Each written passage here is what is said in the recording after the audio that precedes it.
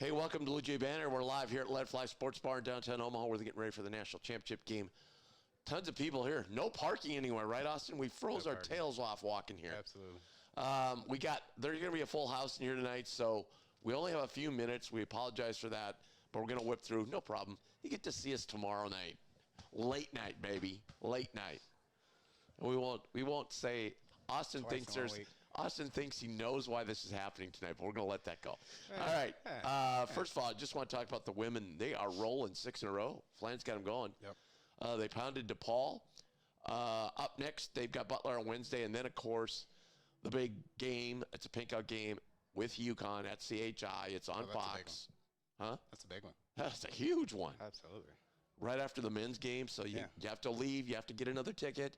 But you got a 2-hour gap, so you can come down to Let Fly, hang out, have something to eat, head on back over to the game at 4:30. And if you're, we want the place full. But if for some reason you can't make it, it is on national TV, so that's cool. Yeah. So it's a big game. Jay's undefeated in conference, so is Uconn. So here we go. And we'll see what happens. They have not had a good go of it with Uconn in Omaha. So they got players over there. Well, yeah, just a few. Yeah. They have, I think, well, we'll talk about that later. We'll talk about the NIL in a minute. By the way, we want to thank our sponsors, West Pacific Dental Group.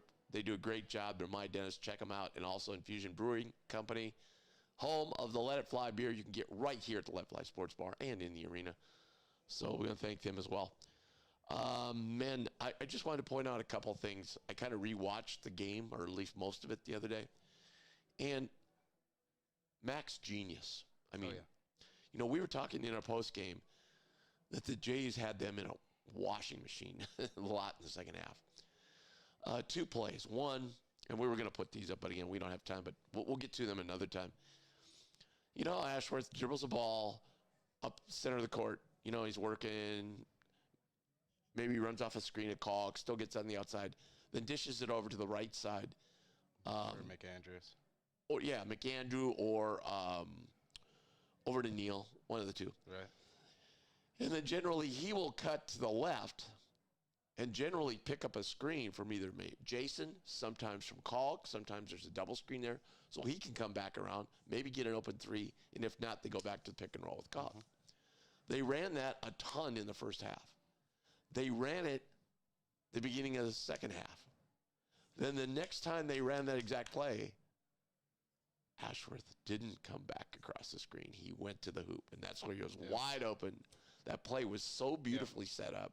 Just a lot of counters. Yeah. And that's just what Mac does. He builds a game plan, and it's going to beat something through your head, right? Yeah. And after a while, you feel you got defended. And then, as we've seen, a couple back cuts as of late and some huge baskets. And as we're getting ready for the national championship football game tonight, the other thing that struck me when watching the film was Mac is very much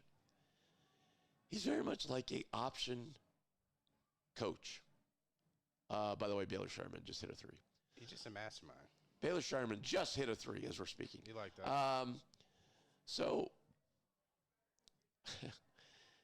he is like, when his players have the ball, the defender's out there like the linebacker defending an option. You either got to take the quarterback, you got to take the running back. To that point, there's reads. Yep. There's reads. And so it's not just give the ball out and let the guys go play. And when you saw that play where Kalk went to the hole, where he spun off, he ghost screened and went to the hole. Right. The defender was supposed to come over. But the defender said, well, I got Mason Miller in the corner. Oh, it's been grilled in our head. He's a really good three-point shooter, even though this year he struggled, right? He went with him. Run it. Yep. Same thing happened later in the game with Caravan. Caravan didn't get outside quick enough. And then he pointed to the other guy and goes, hey, you're supposed to fall off your man and get in the corner and cover Trout. Confusion. Yeah. It just. But it's chess. To your point, max IQ, just around the game, I think it's understated. Rat said something, too, the other day about it and him being the best in the country that he's got a good argument, for absolutely. Just kind of his game plan and his attention to detail, right, is huge. And it really starts with the group of guys, too, because you could have all the game plan that you want in the world, but they have to actually go out there and, put that to fruition. And just testament to him just being able to build these guys up. Yeah, absolutely. So anyway, tomorrow night, DePaul, 8 o'clock, FS1. Yeah. we've kind of struggled there from time to time, but I think Mac will have them ready to go. After coming off that big win, he knows how to get guys ready to go. Yeah. And I just think this is a game for like Fedor, right, to really get going. I'm sure he's probably talking him up a lot right now. Right. Just getting different energy at different times from different guys too is just going to be infectious for us. Jemiah coming off the game he kind of had. I think that's just kind of going to be something to build off to. He might be high man, honestly, for this game. That'd be great. But yeah, I would love to kind of see some Fedor action. Yeah, and then basically too, picking up the pace. Yep. Getting them wore down in the second half. Yep. I think that'll be a big key. But we'll be here right here after the game. So stay up late with us. We had a lot of fun. Had great chats last game. So tomorrow night, go jump on and give us some of your thoughts, your comments, your questions, and we'll answer them after the game tomorrow night. Speaking of chats last time, so one of the chats we got into a conversation about NIL. And there was different chats flying at me after the show. I was getting texts. I was getting all kinds of stuff. Yep. So any surprises? I reached out. No. Well, I reached out to a guy who wrote a story on Richmond coming back to Seton Hall. Okay. And it was all about the NIL. All right. And Patino chimed in on it. Okay. So I thought, oh, maybe this guy knows because he said Seton Hall's at the bottom of the league or toward the bottom of the league. Okay. So I said, hey, do you have a list of any kind? Even a guess would be good at this point of where they rank. Got nothing back. Yep. But Patino basically said Seton Hall's at the bottom. He goes, he would be at Seton Hall today if they had any kind of NIL, but they don't. I hear what you're saying. So that kind of confirmed the other two people who told me Seton Hall was at the bottom. But here's my quick list. And I'm just throwing them in groups, okay? I got like Georgetown, St. John's, Uconn, Nova. Top. I don't think there's arguments there. No, I think that's where we were. And then Creighton, Marquette, Xavier, Providence in the next group. Fair. And then Butler, DePaul, Seton Hall. That's fair. Yeah, I think that's probably fair. about the That's way fair. it rolls Yeah, out. I mean, Now you can mix them up, throw them out. You could maybe put the top of the middle group in the bottom of the high group or back, Yeah. But there's other sources I'm looking at. There is no particular list. But you mentioned Paige Buchers from Uconn, the women's team. Right. They had a list of the top 10.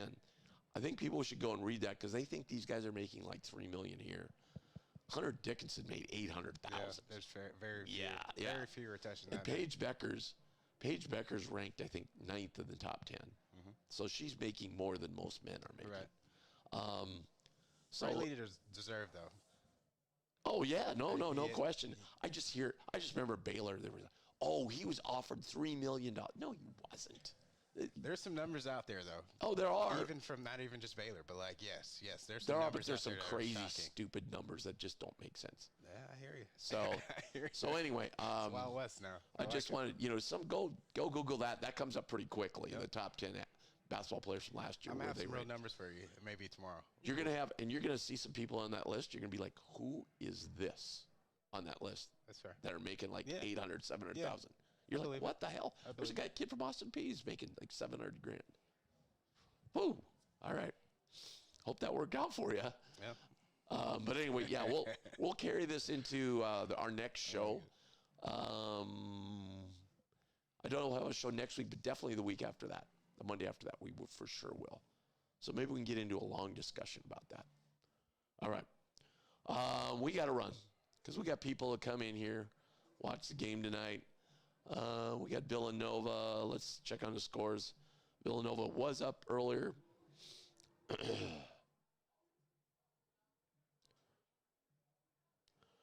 Villanova's up 42-32 and Georgetown 15 to go.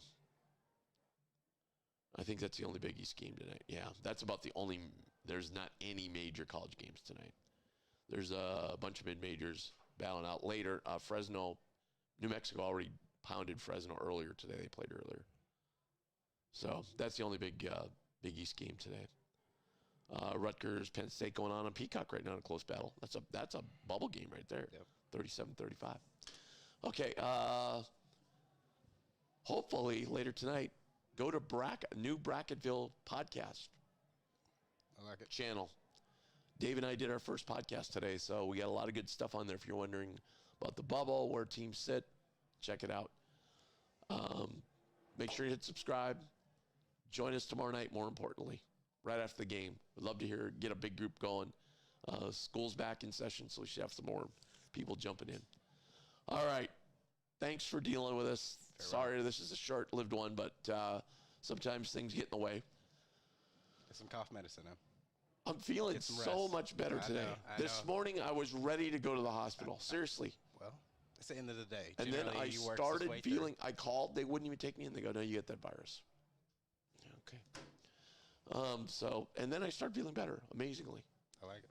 So, of course, my wife said, oh, you've been laying around all weekend whining, and now when you got podcasts to do, oh, you're up and running around. Got some energy. And I go, yeah, and make me a sandwich while you're at it. I'll end it on that. All right. Can't wait for tomorrow night. We'll see you then.